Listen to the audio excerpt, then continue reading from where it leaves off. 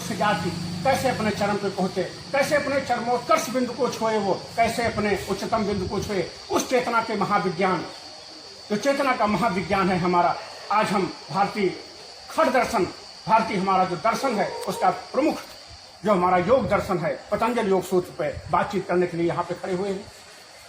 और क्या है पतंजलि का योग सूत्र? योग का मतलब, जैसा शाब्दिक अर्थ है योग का मतलब होता है जोड़। जोड़ का मतलब आप सभी जानते हैं, हम लोग दिन रात जोड़ते ही रहते हैं अपनी संपत्ति को, अपनी पूंजी को बढ़ाने के लिए। लेकिन नहीं, हमारे संत इशारा करते हैं यहीं पे, हमारे फकीर इशारा करते हैं, ता हुई राई राई पाई पाई जोड़ के, हंसा उड़ जाए एक दिन पिंजड़ा का छोड़ के। पतंजलि उस योग की बात नहीं कर रहे हैं, पतंजलि उस योग की बात कर रहे हैं जो मृत्यु के बाद मृत्यु भी उसको न छीन पाए, मृत्यु भी नहीं उसको हटा सकेगी। ऐसे जोड़ की बात कर रहे हैं, ऐसे योग की बात कर रहे हैं। अथ योगा अनुशासनम, पतंजलि की योग सूत्र को हम लोग थोड़ा यहाँ पे समझेंगे। क्या है वो योग सूत्र कि जो मनुष्य की चेतना को इतनी ऊंचाई पे ले जाता है वो कि फिर मौत भी उसको, उस जोड़ को, उस योग को खत्म नहीं कर सकती। उस पतंजलि योग सूत्र का जो हमारे अष्टांगिक मार्ग है उसके 8 चरण हैं, और इसमें से जो 4 चरण हैं वो पूरी तरह से वैज्ञानिक हैं, मनोवैज्ञानिक हैं।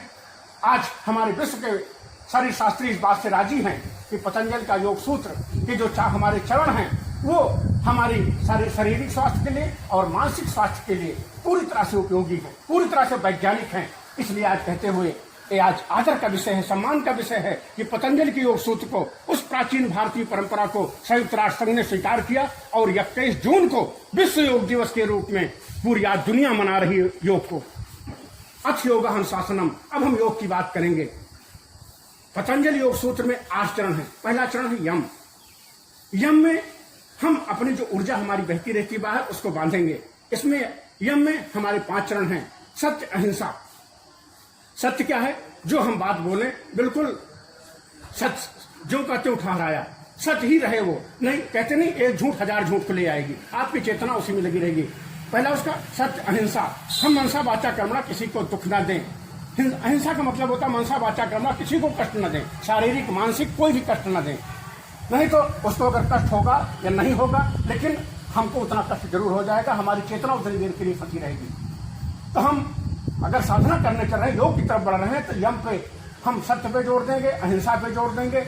और इसका तीसरा चरण है ब्रह्मचर्य। ब्रह्मचर्य का मतलब होता है ब्रह्म जैसी चर्या। ब्रह्म का चिंतन करेंगे हम और अपनी वासनाओं को विषयोन्मुख नहीं होने देंगे, उसको ब्रह्म की तरफ, परमात्मा की तरफ मोड़े रहेंगे। क्या हमारे यहाँ व्रत किया जाता है, उपवास किया जाता है, इसी का पार्ट है वो सत्य, अहिंसा, ब्रह्मचर्य। और इसी में है अस्तेय। अस्तेय का मतलब होता है चोरी मत करो। चोरी एक तो मोटी मोटा चोरी है, जैसे हमने कुछ छीन लिया आपका, लेकिन एक चोरी ये भी है कि आप समझ भी नहीं पा रहे हैं, लेकिन आपको दूर से दगा दे गए, खुश इस बात से कि मूंगफली बेच रहा, लेकिन सुना बड़े लोग तो देश बेच देते हैं। तो हम अपनी बुद्धिमत्ता से, अपने पागलपन से किसी तरह की हानि ना पहुंचाएं किसी को। और अपरिग्रह, मैंने पहले ही बात किया था कबीर साहब की लाइन का कि साईं इतना दीजिए जामे कुटुंब समाए, मैं भी भूखा ना रहूं साधु न भूखा जाए। इतना ही चाहिए हमको, उससे ज्यादा इकट्ठा करने की जरूरत नहीं हमारी चेतना उसी में लगी रहेगी दिन रात। तो हम साधना योग की तरफ बढ़ रहे हैं। तो ये है पहला चरण यम का। इसके 5 चरण है यम में, अभी रिकॉर्ड किया। दूसरा है इसका नियम। नियम में क्या है? पहला उसका शौच। शौच में क्या है? वह है आंतरिक सफाई। सफाई अभियान छेड़ा गया था अभी रेलवे में, हम लोग उसकी बात यहाँ पे नहीं करनी है, लेकिन हम वाह आंतरिक रूप से शुद्ध रहें, साफ सुथरे रहें। चाहे हमारा कार्यस्थल हो, चाहे हमारा घर का स्थल हो, चाहे हमारा खुद का शरीर हो, अगर साफ सुथरा बना रहेगा तो हमारा मन वहीं पे लगेगा, साफ सफाई में। एक हमारे यहाँ पुरानी कहावत है, कुत्ता भी जहाँ बैठता है और पूंछ से साफ कर लेता है उस जगह को। तो इसमें है शौच। और दूसरा इसका चरण है संतोष। संतोष का मतलब होता है जो कुछ परमात्मा ने दिया हम उसी में राजी है। संतोष का विपरीत शब्द होता है तृष्णा। बुद्ध कहते थे एक बात, कृमि तृष्णा, कि मनुष्य तृष्णा से दुखी है। दाम बिना निर्धन दुखी, तृष्णा बिन धनवान। तो हमको तृष्णा नहीं पालनी है, संतोष की तरफ बढ़ना है। साधना के लिए सबसे जरूरी है संतोष। तो शौच हो गया, संतोष हो गया, स्वाध्याय। स्वाध्याय में हमको अच्छे चिंतन हमको उच्च कोटि का बनाए रखना है। मैं हमेशा एक बात कहता हूं आप लोगों से कि हम कोई कृत्य चलते हैं तो अपने मानसिक सोच से एक ओरा बनाते हैं। अगर हमारी मानसिक सोच उच्च स्तर की बनी रहती है तो हम कार्य को करीने से अंजाम देते हैं, उसको कहते हैं डिजाइन। तो हमारे चिंतन हमारा उच्च कोटि का बना रहना चाहिए। स्वाध्याय हम लोग करते रहेंगे अच्छी चीज़ों का। तो इसमें हो गया हमारा शौच, संतोष, स्वाध्याय, ईश्वर प्राणध्यान। ईश्वर प्राणध्यान होता है, इसमें हम ईश्वर का सहारा लिए रहेंगे। वो कोई भी हो सकता है आपका, जो भी आपका आराध्य, उसमें कोई बाधा नहीं, कोई जरूरत नहीं, किसी की जरूरत है इसकी। ईश्वर प्राणध्यान। और इसी में है तप। तप का मतलब होता है हम सर्दी गर्मी द्वंद्व में समान खड़े रहें, द्वंद्व में डोलने ना लगे कि अगर अनुकूल बात हो गई तो ठीक है, विपरीत लग गई तो लाठी चला ली, मारपीट कर लिया, पर नहीं, उसमें भी खड़े होना सीखो। इसीलिए कहा जाता है ना कि आप बच्चे नहीं हो, आप थोड़ा सा गुरुता आपके भीतर आ गई, आप उम्रदार हो गए हो, तो हमारे भीतर तप आना चाहिए। अब यम नियम हो गया। तीसरा चरण है इसका आसन। आसन में तो मतलब होता है बैठना। हम कैसे बैठे जिससे हमारी ऊर्जा गति करती रहे शरीर पे। आसन में आप लोगों ने सुना सुखासन, हमारा मेरुदंड सीधा रहे, हमेशा कहते हैं मेरुदंड सीधा रहे। हम लोग जिस आसन में कायदे से कुछ देर तक बैठ सकते हैं उसको सुखासन कहते हैं। सुखासन, पद्मासन, हलासन, मंडूकासन, उसमें कुल मिला के हमारे शरीर में ऊर्जा की ग्रंथियां बन जाती हैं जगह जगह काम करते करते, तो वो ऊर्जा की ग्रंथियां पिघलनी चाहिए। तो उसके लिए आसन है विभिन्न तरह से, तो ऊर्जा का फ्लो बन जाएगा शरीर पे हमारे। इसीलिए आज अस्पा मसाज एक बहुत प्रचलित हो रहा है हमारे यहाँ, थेरेपी। उसमें क्या करते हैं, गर्म पानी से स्नान करवाएंगे, ठंडे पानी से स्नान करवाएंगे, मिनरल्स और हमारे जो ये हमारे विभिन्न तरीके के तेल हैं मालिश कराएंगे उसमें। वो मसाज प्रणाली है, वो यही काम करती है, शरीर को हमारी निर्गंध कर दी, ऊर्जा को मुक्त कर देती है शरीर से, तो हमारे शरीर में ऊर्जा फ्लोइंग पूरी हो जाती है। ये आसन का काम है। यम नियम आसन। प्राणायाम। प्राणायाम क्या है, हमारा शरीर ऑक्सीजन से चलायमान है, प्राण तत्व से चलायमान है, तो हम अपने ऑक्सीजन को बढ़ाएंगे। 3 चरणों से हमने ऊर्जा को बांधा, अब प्राणायाम से ऊर्जा को बढ़ाएंगे भीतर। और जैसे कार्बोरेटर है ना, ऑक्सीजन जाती है तो बर्न होता है फ्यूल हमारा, वही प्रणाली शरीर के भीतर भी है। तो हम ऑक्सीजन के लेवल को बढ़ाएंगे और एनर्जाइज करेंगे शरीर को। आपने सुना होगा इड़ा, पिंगला, सुषुम्ना, 3 चीजों के माध्यम से। इड़ा है हमारी बाईं नाक, पिंगला दाईं नाक।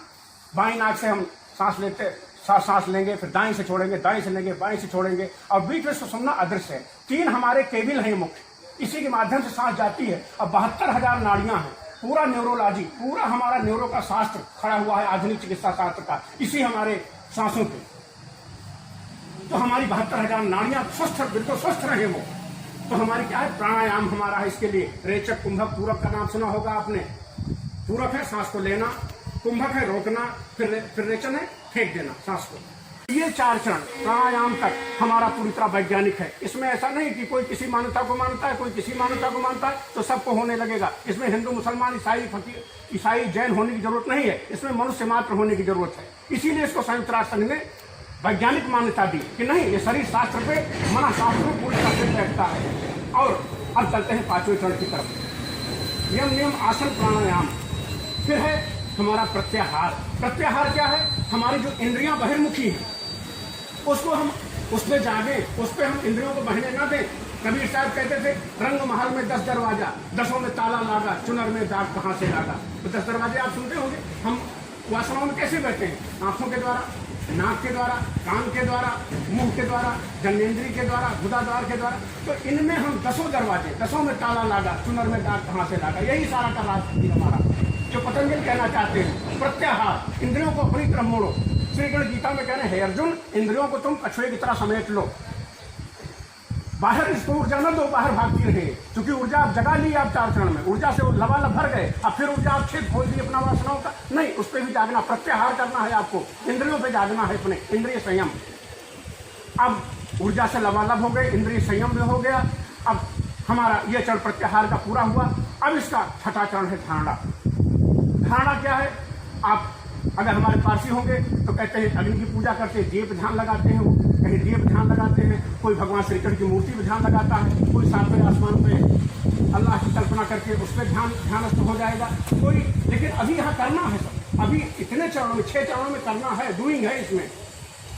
और कोई हमारा जीसस की प्रतिमा की कल्पना कर लेगा, ईसाई होगा तो अलग अलग, जहां आज इस धरती पर जो भी धर्म के प्रणेता है अलग अलग तरह की धारणाएं ले सकता है। धारणा कंडीशनिंग अलग अलग तरीके की है, उसमें आपको जो भी धारणा अच्छी लगती है वो ले सकते हैं। लेकिन अभी उपाय है 6 चरण, इसके अभी डूइंग है यहाँ पे। अब 7वां चरण आता है ध्यान का।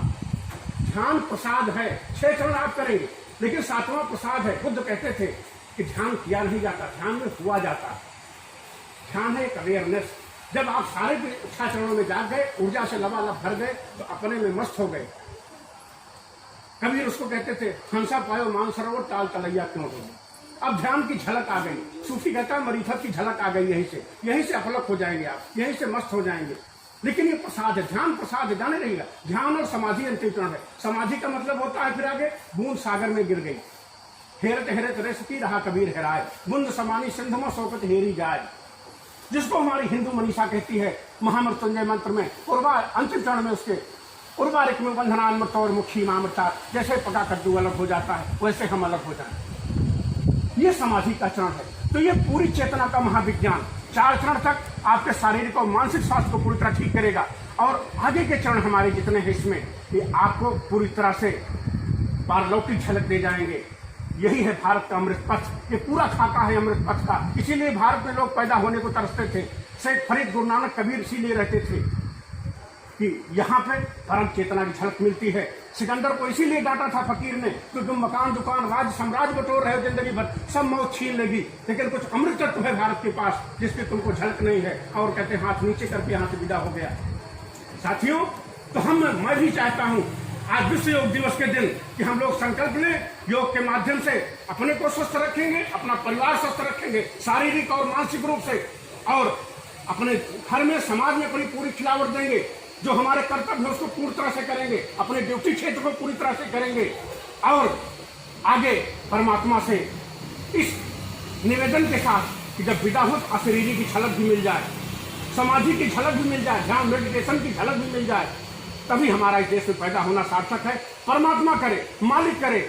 महर्षि पतंजलि को प्रणाम करता हुआ, मैं सभी को प्रणाम करता हुआ प्रभु से कल्पना करता हूँ कि विश्व योग दिवस पे योग हमारे जीवन में महाक्रांति बन के आए, हमारा जीवन ये सफल हो जब तक हम जीवन में रहे, और जब जीवन से विदा हो तो उस अशरीरी की झलक मिल जाए, जिसके लिए हमारे संत इशारा करते हैं, मरो हे जोगी मरो, मरण बहुत है मीठा, जिस मरनी मरो, जिस मरनी गोरख मर्दी था। हरिओम तत्सत। शुक्रिया, गुड बाय, धन्यवाद।